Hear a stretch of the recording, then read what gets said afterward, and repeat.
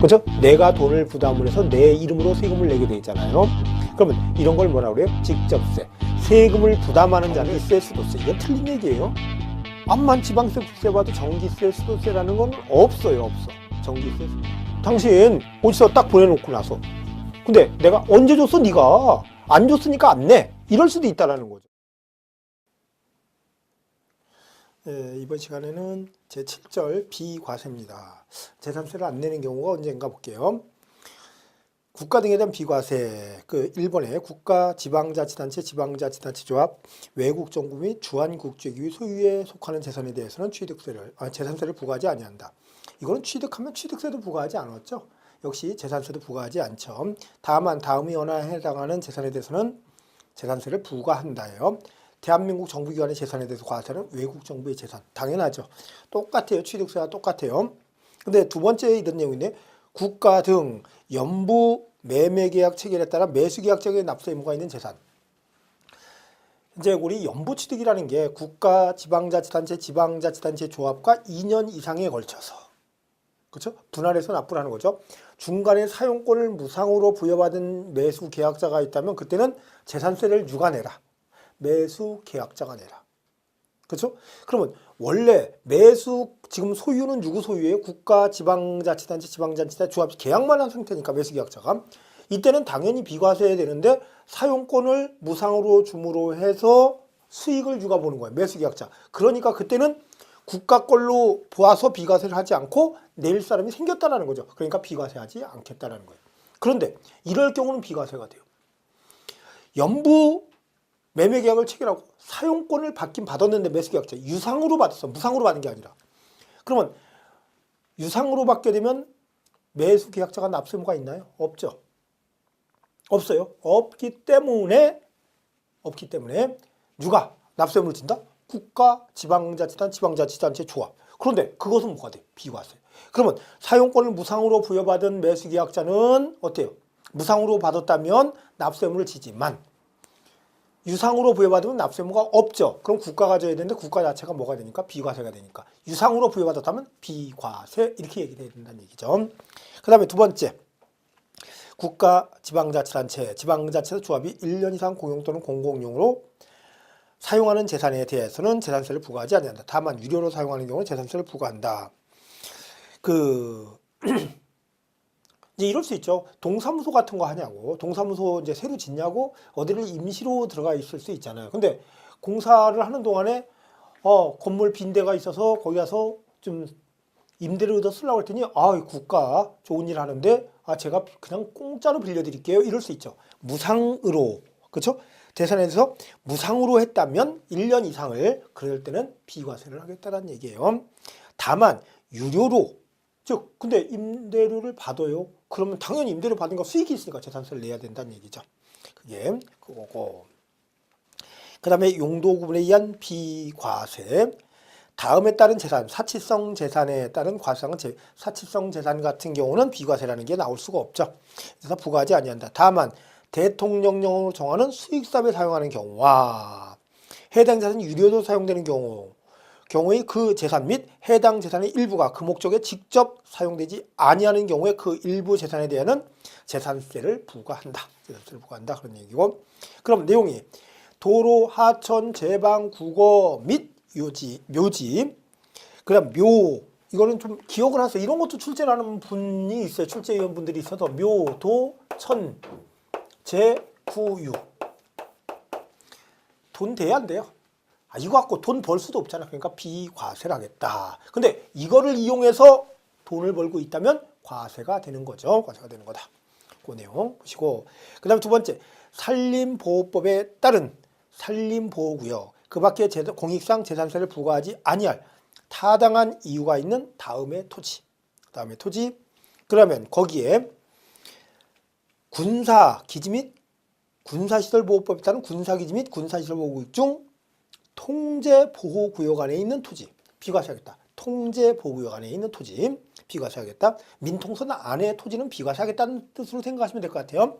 그런데 다만 전답과수원 및 대지는 제외. 민통선 아니라 하더라도 전답, 과수원, 대지는 뭐 하겠다? 과세하겠다는 얘기죠. 과세하겠다는 얘기.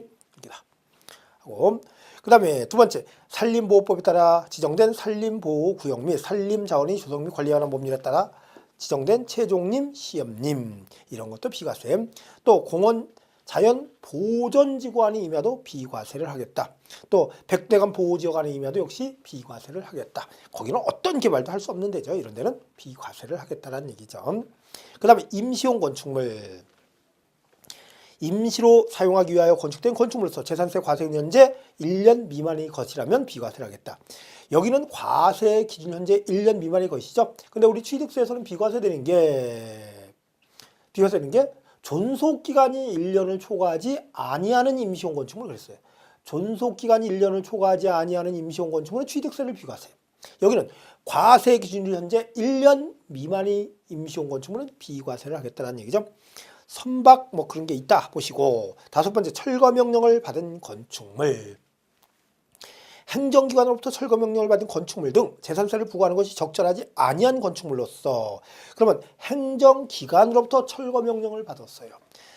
이럴 때 재산세를 부과하는 당해 해당 연도에 철거하기로 계획이 확정되어 재산세 과세 현재 행정관청으로 철거명령을 받았거나 철거 보상계약이 체결된 건축물이라면 비과세하겠다. 아이고, 6월 1일에 건축물이 있어도 올해 말에 할 거지? 비과세 해줄게. 이 뜻이겠죠. 당연히. 그 다음에 제8절의 부과징수예요. 징수방법. 당연히 뭐예요? 보통 징수적 고지서를 보내주죠. 그리고 두 번째 는 재산세를 징수하려면 토지, 건축물, 주택, 선박 및 항공기로 구분한 납세고지세, 과세 표준액과 세액을 적어 늦어도 납기 개시 5일 전까지 발급하여야 한다. 여러분들이 이제 그 바로 밑에 먼저 과세 기준일은 언제래? 6월 1일이죠. 납기를 먼저 볼게요. 납기가 어떻게 되어 있는가 보면요. 제가 요거를 좀 안 지워놓은 게 요거 때문에 그래요. 여기에 딱 이렇게 나눠서 절반을 나눠서 여기다 별장도 들어간다고 쳐요. 별장 토지 건물이 묶여 있으니까 여기도 토지 건물이 묶여 있는 거잖아요. 해서 여기는 7월 16, 여기 주택의 2분의 1, 여기는 7월 16일부터 7월 31일. 여기는 9월 16일부터 9월 30일에 재산세를 내도록 되어 있다는 거예요. 이렇게 되어 있다. 9월 16일부터 9월 30일. 이쪽 해야 되겠네요. 이렇게 하게 되어 있다는 거예요. 그래서 토지는 무조건 9월 달에 고지서가 와요. 또 건축물은 7월 달에 무조건 온다는 거예요. 근데 주택이나 별장 같은 경우는 하나로 계산하죠, 다.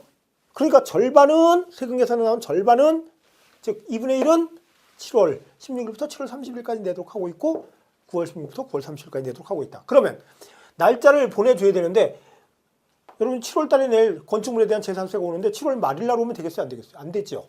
7월 말일 날 오면 돈 어디 있어서 내.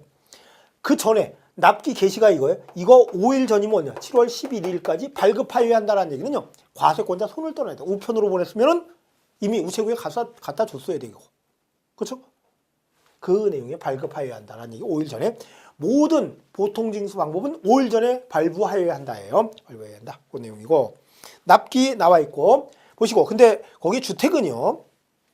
주택은 이런 게 있네. 해당 연도에 부과징수할 세액의 2분의 1은 7월 16일부터 7월 30일까지. 나머지 2분의 1, 거기에 별장 포함 이렇게 놓으세요. 주택에다가 별장 포함 이렇게 해서 2분의 1은 9월 16일부터 9월 30일. 다만 해당 연도에 부과할 세액이 10만 원 이하인 경우. 주택이 10만 원 이하의 재산세라면 두 번 나누면 종이값이 아깝죠. 그러다 보니까 그때는 7월에 한꺼번에 받을 수 있다.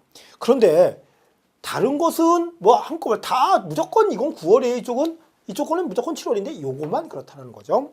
시험 문제는 10만 원 이하일 때는 토지 재산세가 10만 원 이하일 때는 한꺼번에 받을 수 있다. 그 말이 안 되죠. 뭐만? 주택만. 그렇게도 출제된 적이 있어요.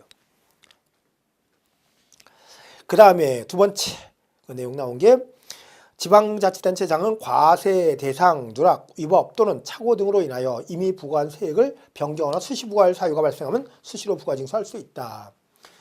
우리 이제 그 납세무 성립에 그 뒤에 우리 이제 다음에 배울 그 조세 총론에 그거 있죠. 수시 부과할 사유가 발생할 그때 납세 의무가 성립하는 거죠. 수시 부과하는 조세. 그 내용이죠. 당연히 수시로 할 수 있다. 왜? 7월 달에 고지서를 모르고 누락을 시켰어. 그럼 나중에 8월 달, 9월 달에 언제든지 할 수 있다. 그 내용이죠.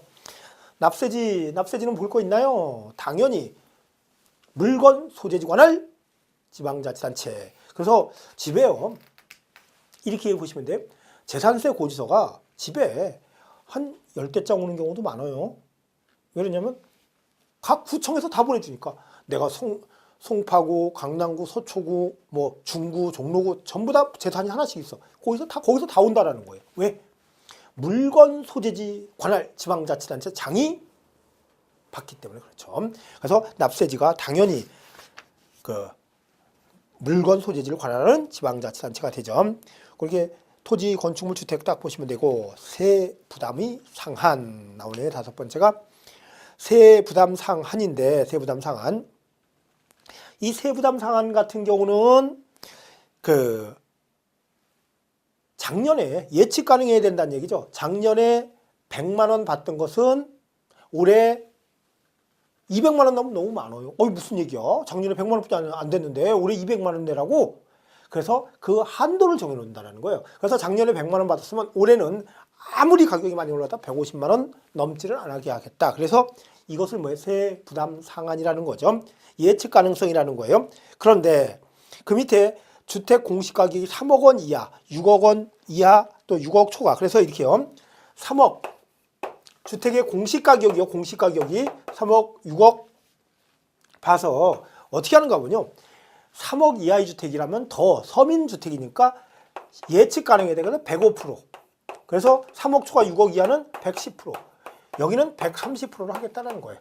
여기 10만 원 나왔으면 올해는 절대로 10만 5천 원 이상 안 나온다는 거죠. 작년에 10만 원 나왔다면, 작년에 100만 원 나왔다면, 작년에 50만 원 나왔다면 우리 절대로 55만 원 이상 안 나온다는 거야. 똑같은 물건에 대해서 6억 넘는 주택이다. 그 작년에 100만 원 나왔으면 올해 130만 원 절대로 안 넘겠다라는 거예요. 거기에 세부담 상한. 이 세부담 상한은 당연히 종부세도 있다라는 거죠. 그 다음에 소액 부징수가 있어요. 소액 부징수. 고지서 한 장당 재산세로 징수할 세액이 2,000원 미만인 경우는 해당 재산세를 징수하지 아니한다. 여러분 이 고지서를요 한 장 만들어서 이렇게 보내면 그 돈도 솔치 않게 들어가죠. 그러다 보니까 어떻게 하는가 보면요. 아싸리 안 받겠다는 거예요. 고지서 한 장에 2,000원 미만이라면 안 받겠다. 소액 부징수예요. 소액 부징수. 그다음에 신탁재산에 대한 특례가 있네요. 신탁법에 따라 수탁자 명의로 등기된 신탁재산에 대한 재산세가 체납된 경우 해당 재산에 대해서만 압류할 수 있다. 그러면 수탁자가 재산세를 안 내면 그 부동산에 대해서는 어떻게 세금을 압류할 수 있죠. 우리 신탁재산 같은 경우는 압류 금지가 돼 있어요. 근데 재산세일 경우는 뭐 할 수 있다? 그 해당 부동산에 대해서는 압류할 수 있다. 다만 재산세가 체납된 재산이 속한 신탁에 다른 재산이 있는 경우는 그 다른 재산에 대해서도 압류할 수 있다. 다른 재산이 신탁도 돼 있고 다른데 신탁이 하나만 돼 있는 게 여러 가지 돼 있다면 그 다른 것까지도 할 수 있다는 얘기죠. 신탁 재산에 대해서 세금은 그럼 우리 그렇게 할 수 있을까 생각하시면 좋아요. 신탁 재산에 대해서 뭐 할 수 있다? 원칙은 압류할 수 없지만 재산세 같은 경우는 압류할 수 있는데 우선 뭐에다 해라? 그 체납된 부동산에 대해서 압류를 해라. 근데 거기가 받을 게 실익이 없을 때 있잖아요. 근데 신탁을 여러 개 해놨다. 그럴 땐 다른 거에도 할 수 있다. 그 내용으로 보시면 되겠죠. 그 다음에 부가세는 지방교육세가 20%가 부과돼요. 지방교육세 20% 부과된다. 재산세는 깔끔하죠. 또 농어촌, 종합부동산세도 깔끔해. 농어촌 특별세 20%. 재산세는 지방교육세가 20%. 그 다음에 병기세 함께 써서 받는 세금이에요. 병기되는 세금이 특정 부동산에 대한 지역자원 시설세, 특정 부동산에 대한 지역자원 시설세가 이 납기를 과세 기준일도 6월 1일 납기도 토지 이렇게 다 맞춰놨어요. 토지의 지역자원 시설세를 이 날짜로 다 맞춰놨어. 근데 법에는 이렇게 해놨어요. 같을 때는 재산세 납세부에서 함께 써서 받겠다라는 거예요. 여러분들이 관리비 영수증에 관리비만 나오나요? 거기 전기료, 수도료, 하다못해 시청료까지 다 붙어서 나오잖아요. 같이 써서 나오는 거잖아요. 마찬가지로 재산세 받을 때 지역자원시설세를 같이 써서 받을 수 있다. 그 내용이고요. 신고 의무 있죠? 신고 의무 우리 조금 전에 보셨던 내용이니까 넘어갈게요. 보시고 재산세 과세 대장의 비치. 이건 누가 해야 돼요? 과세권자가 해야 될 거고, 또 종합부동산세 과세자료 전담기구의 설치, 이것도 과세권자, 우리가 알 필요까지는 없다는 거죠. 이런 게 있는데 그렇다. 그 다음에 물납 및 분납이 있어요. 우리 이제 양도소득세 물납이 없어져서 좀 비교할 게 많지는 않은데, 일단은 재산세 뭐를 할 수 있다? 물납도 할 수 있고 분납도 할 수 있다라는 거죠. 물납은 적용 대상 나와 있네요. 납부할 세액이 1,000만 원 초과. 1,000만 원 초과하고 어디에서 할 수 있다? 관할 구역 안에 있는 부동산에 대해서만 물납할 수 있다. 관할 구역 안에 부동산에 대해서만. 그리고 물납 신청 및 허가. 물납은 전부 다 허가를 받아야 된다고 그랬죠. 신청은 납부기한 10일 전까지 해라. 그리고 그 허가를 받았을 때는 5일 내에 허가 여부를 서면으로 통지해 줘야 돼요. 그런 내용. 또 관리 처분하기에 부적당하다고 할 때, 이건 종합부동산세와 같으니까 보시고, 그 다음에 그 불허가 통지를 받았으면 있잖아요. 내가 이거를, 여러분이 만약에 재산세 물납을 한다면, 내가 갖고 있는 부동산으로 세금을 낸다면 좋은 거 내겠어, 나쁜 거 내겠어? 나쁜 거 내겠어. 그랬더니 빠꾸를 맞았어. 불허가 통지가 됐어. 이럴 때는 알았어, 이거 말고요, 이걸로 할게요. 10일 내에 바꿔서, 통지를 받은 날부터 10일 내에 바꿔서 제출할 수 있다. 그렇게 하고 있다는 거죠. 거기 내용이 나와 있고, 그리고 물납 허가를 받았으면 납부기한이 지났다 하더라도 납부기한에 낸 걸로 봐주겠다는 얘기예요. 허가, 물납 허가 부동산의 평가가 나와 있네요. 거기에는 시가로 하래요. 내가 재산세 돈이 없어서 내면 그걸 뭘로 해라? 시가로 해라. 나와 있고. 그런데 거기에 시가는 다음에 따른 가액에 따른다 그랬어요. 토지 건축물 전부 다 뭘로 하는가 하면요, 시가 표준액을 시가로 보겠대요. 보통 경우는 시가 표준액이요, 한 60%, 70% 정도 되거든요. 시가의 실거래가가 한 60% 정도 이렇게 되는데, 그것을 실질거래가로 시가로 본다는 건 좀 억울한데, 다만 내용 보면요, 수용 공매가격 및 감정가격 등으로서 행정자치비용으로 정하는 바에 따라 시가로 인정되는 것은 시가로 본다 그래요.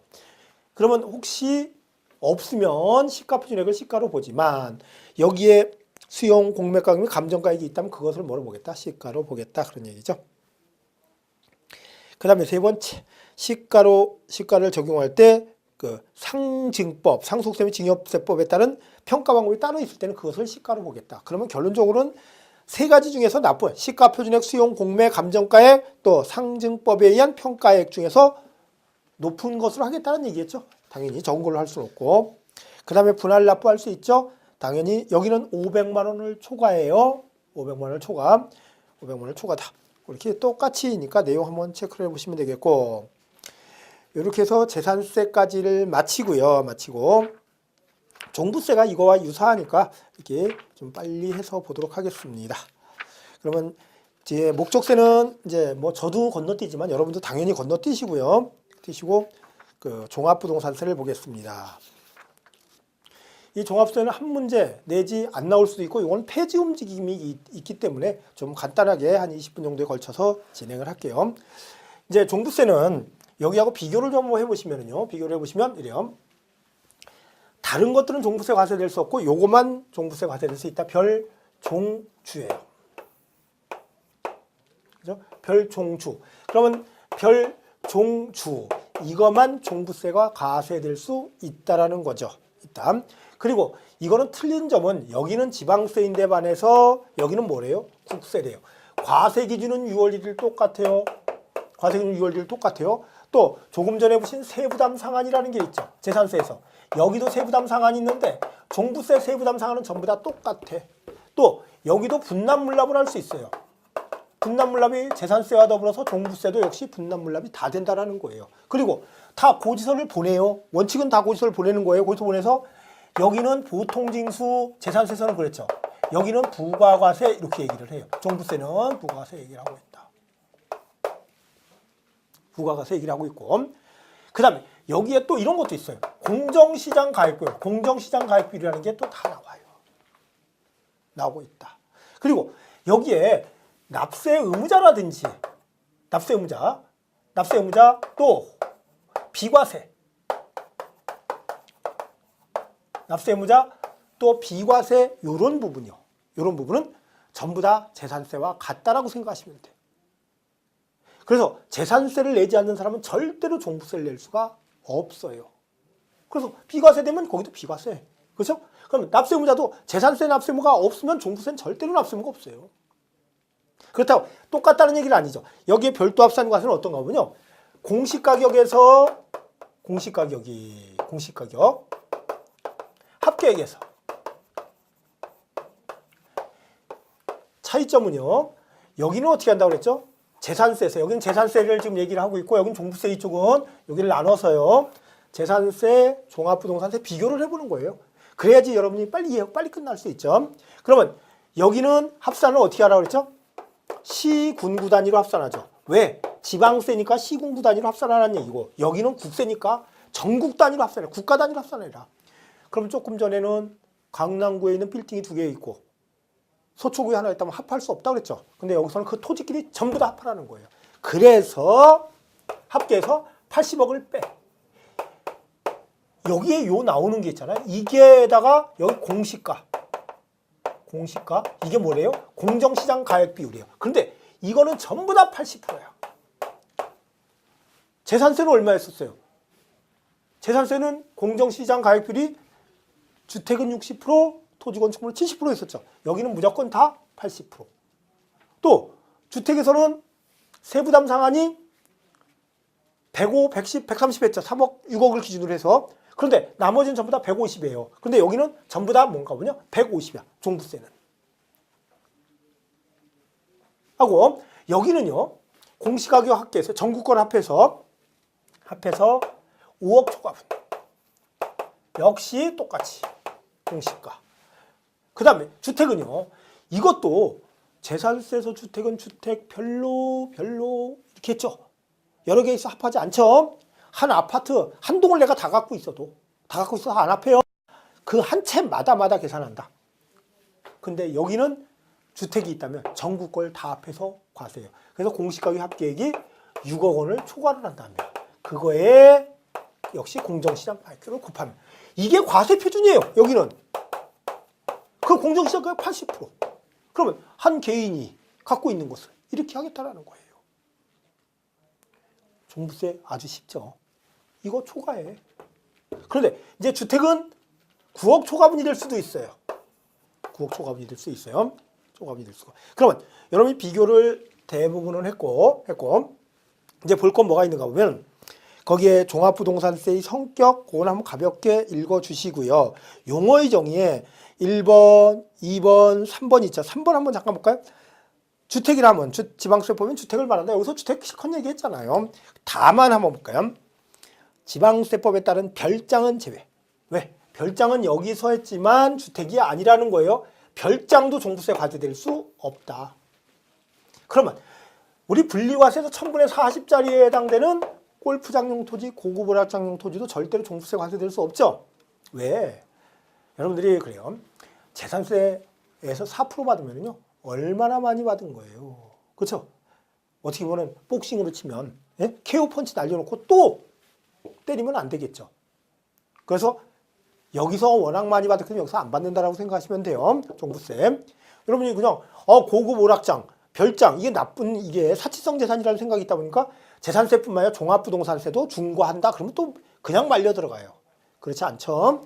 재산세에서 완전히 죽여놨기 때문에 종부세 받을 수 있다 없다? 없다라는 거죠. 그래서 별장은 제외. 별장 어떤 경우에도 종부세 과세될 수 없다라는 거죠.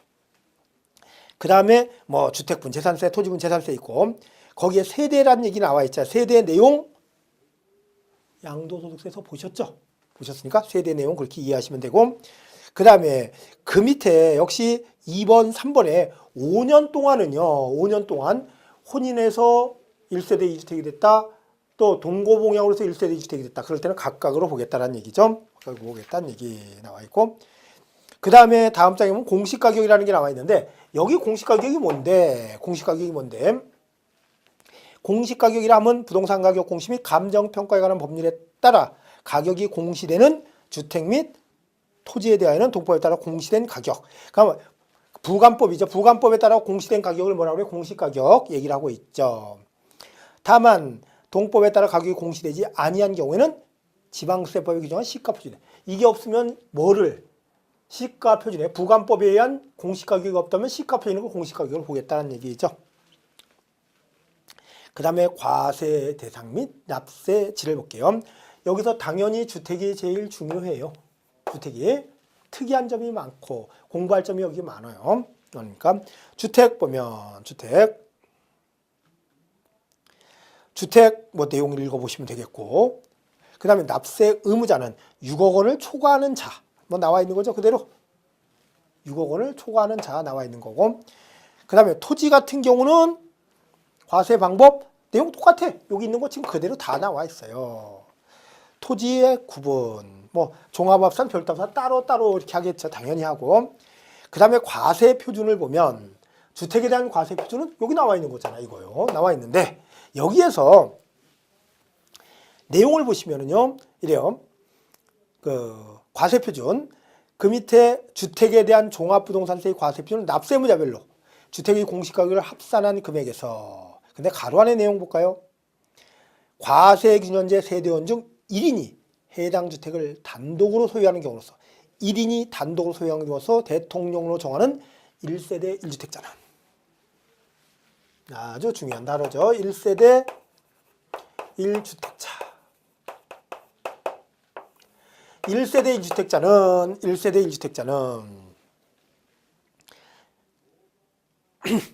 1세대 1주택자의 경우에는 그 합산한 금액에서 먼저 뭐를 공제하고 3억 원을 공제를 하고, 그러고 나서 6억 원을 공제를 한대. 그러니까 얼마가 돼버리는 거예요? 9억 원을. 그러면 9억을 공제하는 건 누구예요?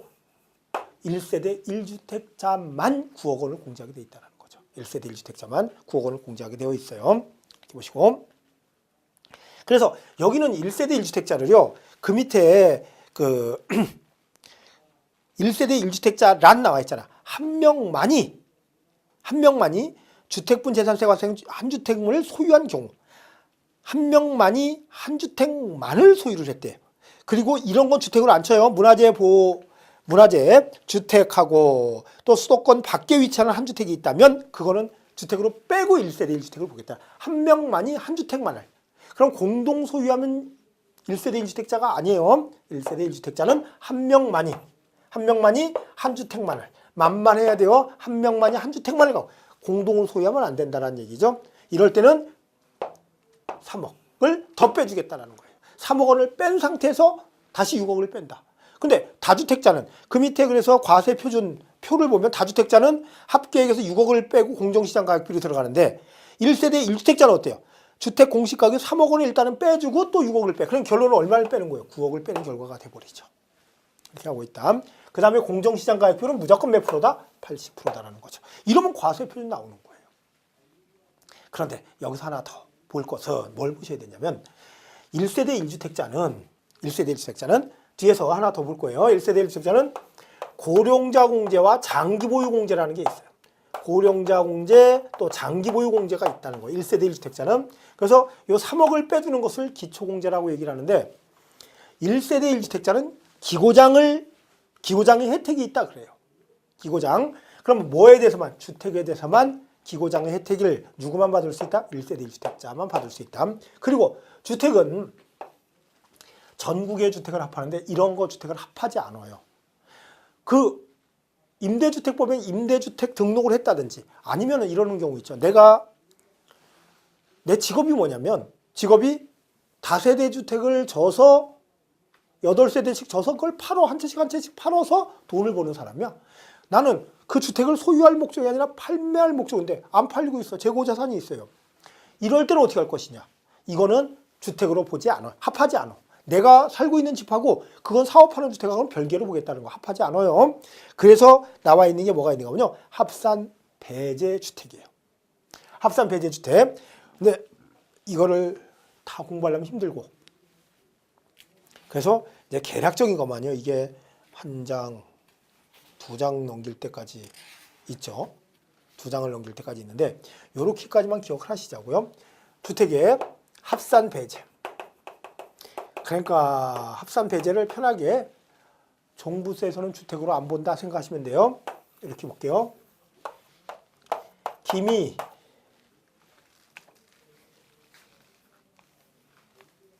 가수 임종. 기숙사 같은 거 있죠. 기숙사는 주택으로 안 부니까 합산 안 해요. 어떤 사장이 자기 집 있고 내가 그냥 투자하려고 하나 사는 게 있어. 그거는 합하지만 기숙사가 있다고는 안 합한다. 미분양주택, 기숙사, 미분양주택, 또 가정보육시설용 주택이 있어요. 놀이방 같은 거 있죠. 5년 이상 된 거. 그 다음에 수도권 밖에 한 주택. 과거에 사는 수도권 밖에 한 주택이 있다. 이것도 합산하지 않겠다. 그 다음에 임대주택법에 한 임대주택. 그 다음에 종업원에게 무상이나 저가로 제공되는 사용자 소유의 주택. 사장주택인데 종업원 기숙사로 쓰고 있어. 이것도 주택으로 안 본다. 그런데 여기서는 뭐라고 하겠다? 합산 배제주택이라고 얘기를 해. 합산 배제주택이라고 얘기를 하고 있다. 요로 정도 기억하시고, 그 다음에 251쪽 보니까 토지 보니까 아주 간단하네요. 토지 종합합산 과세 대상 보여요. 공시가격 합계액에서, 그렇죠? 합계액에서 얼마? 5억을 빼고 공정시장 가입비율, 나온 금액의 공정시장 가입비율, 별도 합산은 80억 초과분이라는 얘기죠. 이렇게 딱 편해요. 편하고 나와 있다. 세율이 있고, 또 세율이 있는데, 예, 세율이 있는데, 세율은 전부 다 초과 누진 세율이에요. 전부 다 초과 누진 세율이다라는 거. 초과 누진 세율.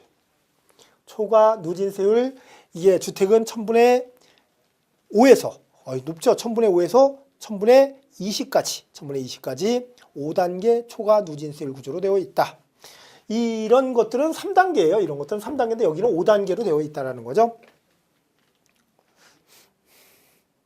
그 다음에 거기에 이중과세 조정이라는 게 있는데요. 이중과세 조정. 그러면 조금 전에 그랬죠. 주택은 뭐가 있다고 그랬죠? 여기에 공제되는 게 기고장이 있다고 그랬죠. 그런데 이 세 개 다는요. 별도 합산이나 종합합산이나 이거는 주택 같은 경우는 뭐가 있는가 하면요. 이중과세 조정이라는 게 있어요. 이중과세 조정이라는 게 있다는 거예요. 그럼 이중과세 조정이라는 것은 뭔가 하면요. 2번 받는 것을 이중과세라고 그러는 거예요. 내가 부동산을 갖고 있는데 재산세를 2번을 받아요. 그러면 안 되죠. 그게 이중과세예요. 그런데 지금 재산세라는 명목으로 받고 종합부동산세라는 명목으로 받고 2번을 받게 되잖아요. 그래서 어떤 내용인가 보면요. 이중과세를 조정을 하겠다는 얘기예요. 이중과세 하지 않겠다는 얘기예요. 조정을 해버리니까. 어떤 내용인가 보면요. 만약에 어떤 사람이 6억짜리 주택, 6억짜리 주택, 6억짜리 주택이 있어요. 3개가 있어요. 그러면 그 재산세를 받을 때는 6억에 따라서 따로 재산세를 냈어요. 그럼 만약에 요 재산세를 우리가 편의상 재산세가 한 50만 원씩 나왔다고 칠까요? 50만 원씩 똑같이 나왔을 거예요. 50만 원. 그럼 150만 원을 냈어요. 150만 원을 냈는데 일단 재산세를 냈어요. 6억짜리 시가표는 6억짜리 주택을 갖고 있다가 이렇게 50만 원씩 냈어요. 그런데 6월 1일 날 이걸 갖고 있었더니 종합부동산세를 내래. 왜? 그랬더니 세 개를로 합해봐. 그럼 얼마예요? 18억이잖아요. 18억에서 6억 초과분에 1세대 1주택자 아니니까 6억 초과분이죠. 얼마에 대해서? 전체 18억에서 6억 초과분이니까 얼마예요? 12억에 대해서. 그렇죠? 12억에 뭐 공정시장 가입비율을 곱하겠지만 종합부동산세를 내라는 얘기죠. 그러면 이걸 종합부동산세, 이 12억 갖고 종합부동산세 계산했더니 500만 원이 나왔다. 근데 너무 억울해. 왜? 그러면요, 그래요. 6억을 공제하고 12억에 대해 종합부동산세 내다 보니까 12억에 대해서는 재산세도 이미 냈고 종부세도 내죠. 이 6억에 대해서는 재산세만 내고 종부세는 안 내잖아요. 이해되세요? 다시 한번. 지금 6억 초과분에 대해서만 종부세 내라고 하니까 12억에 대해서 종부세를 내야 되잖아요. 그게 500만 원이라고 가정을 해본 거예요. 그런데 보니까 그러면 전체 6억짜리 3개 있었는데 하나는 재산세만 내고 나머지 6억, 12억에서는 뭐도 내요? 종부세도 내. 그러면 재산세도 내고 6억, 12억에서 재산세도 내고 종부세도 내. 그럼 뭐가 된다라는 거예요? 이중과세 돼. 그래. 이중과세. 그러면 재산세 너 낸 거 빼줄게. 그러면 종부세는 얼마만 낸 거? 400만 원만 내. 계산이 이렇게 단순하지는 않아요. 단순하지 않은데 이해를 돕기 위해서 이거 계산 문제는 나올 수도 없고 이렇게 해서 이중과세를 안 하는구나. 그러면 결론은 어떻게 되는가면요. 6억짜리 세 채를 갖고 있다면 한 채에 대해서는 재산세만 내고 6억 두 채에 대해서는 뭐를 내는 거예요? 종부세만 내는 그런 결과가 된다라는 거죠. 6억 초과분에 대해서는 초과분에 대한 재산세는 어떻게 하겠다? 돌려주겠다라는 거예요. 이게 뭐예요? 이중과세 조정. 그러면 이중과세 조정은 별도 합산과세상토지나 종합합산과세상토지 주택에 대해서 전부 다 적용이 된다. 근데 기고장은 어디만 적용된다? 기고장은 주택만 적용된다. 근데 거기 보면요. 여러분들 이중과세 조정 공식 보고 놀라지 마세요. 이해만 하시면 돼요. 그 뭐 공식이 시험 문제 나올 일은 없고. 1세대 주택 세액공제, 연령별 공제 있죠. 60세 이상 산출된 세액에 60세는 지금 어른도 아닌데, 그쵸? 그 70은 넘어야 되는 60을 여기서 받네요. 60에서 65세는 10%, 70세 미만은 20%, 70세 이상은 30% 받겠다. 그렇게 30% 공제를 해주겠다. 또 보유기간별 오래 갖고 있어요. 그래서 10년 미만일 때는 5년 이상 10년 미만일 때 20%, 10년 이상일 때는 40%를 해주겠다. 근데 내용은 무슨 내용인가 보면요. 여러분들 강남에 살면서 투기로 사갖고 한 사람도 많지만 옛날에 어떻게 하다면 강남에 이사 갔다가 집값은 되게 올라가. 그래도 애들도 거기서 학교 다 다니고 졸업했고 다른데 지금 집이 20억 30억 가요. 그래도 팔지를 못해. 왜? 가서 살아야 되는데 지금 다른 데는 안 올랐냐고요. 내가 투기하려고 사는 것도 아니고 10년 넘게 20년 있었어 거기에. 그리고 내가 나중에 직장 다니면서 열심히 살았는데 지금 퇴직해서 돈도 없어. 나 종부세 못 내. 돈 없어서. 이런 사람들 깎아주겠다는 얘기예요. 그것도 모일 때만. 너 주택이 2개 있는 사람은 뭐예요? 투기꾼이잖아. 1세대 1주택일 때만 그렇다는 거죠. 그렇게 내용을 보시면 되겠고, 그러면 토지에 대해서도 끝났고 이렇게 보시고, 그 다음에 제5절에 세부담 상한이 있는데, 세부담 상한은요 요것도 간단해요. 세부담 상한은 재산세는 주택이 105, 110, 130 막 그랬잖아요. 그랬는데 여기에 종합부동산세에서는 다 150인데 이제 여기서는 이 얘기가 나와요.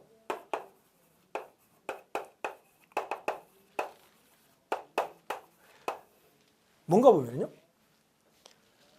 작년에 종합부동산세 냈어요. 또 올해 종합부동산세를 내. 작년에 1,000만 원이 나왔다. 올해 2,000만 원이나 1,500만 원. 이거 아니에요. 작년에 총세액 상당액과 올해 총세액 상당액. 총세액 상당액이라는 얘기는 오늘 2016년으로 보자고요. 2016년에 재산세 낸 거 있죠. 또 2015년에 재산세 낸 거, 작년에 재산세 낸 거 있어. 재산세와 종합부동산세의 합. 근데 올해 이게 1,000만 원이 나왔다.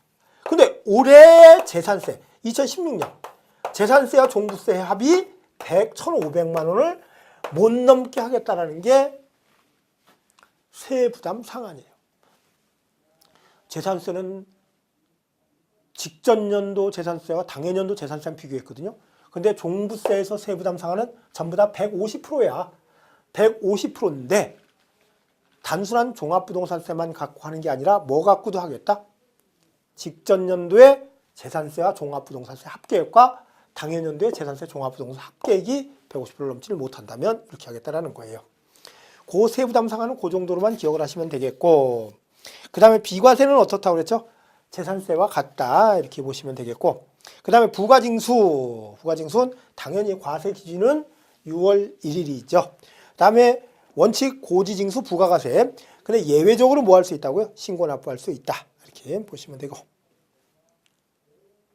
그 다음에 납세지가 나와 있는데 납세지는 당연히 종부세는요 고지서 여러 장 안 나와요. 무조건 한 장이에요. 왜? 주소지 관할 세무서니까. 주소지는 한 군데잖아요. 재산세와 틀린 점, 지방세, 국세니까 재산세 고지서는 수십 장이 나올 수 있지만 종부세는 무조건 1인당 한 장이다.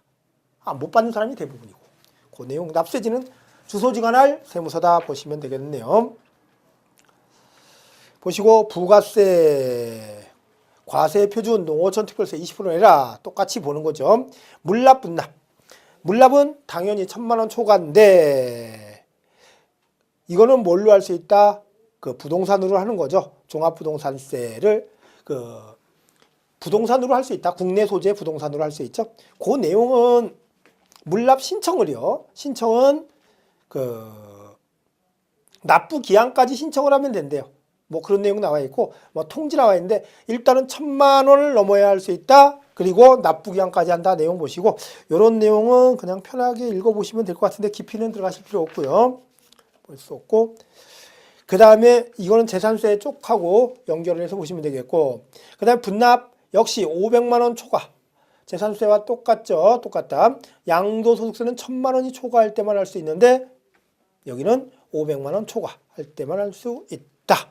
이렇게 하고 그리고 분납은 허가를 받을 필요 없죠. 그냥 신청만 하면 된다라는 거죠. 신청만 하면 되고 그 다음에 뭐 결정, 경정 이것도 우리가 하는 일이 아니니까 보시고 과세자료 제공도 그렇고 요렇게까지 해서 이제 보유세를 오늘 좀 다 봤어요.